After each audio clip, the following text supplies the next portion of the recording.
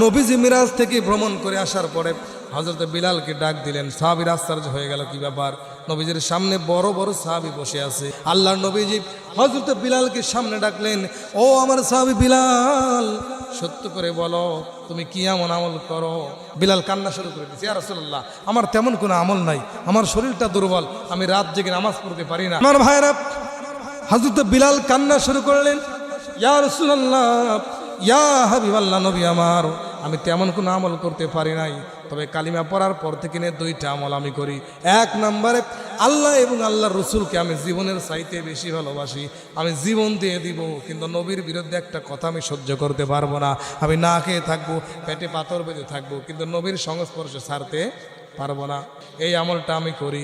আরেকটা আমল হলো কালিমা পড়ার পর থেকে নিয়ে আমি যখন মসজিদে আসতাম, ওযু করার পরে 2 রাকাত তাহিয়াতুল ওযু নামাজ পড়তাম। অধিকাংশ মুহাদ্দিসিন কিরাম বলেন এই 2 রাকাত নামাজ হলো তাহিয়াতুল ওযুর নামাজ।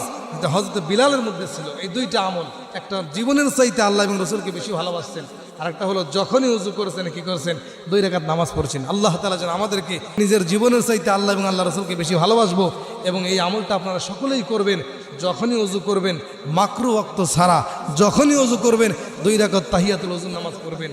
আল্লাহ আপনাকে খুশি করে বিলালের সঙ্গে জান্নাত দিতে পারে। সুবহানাল্লাহ।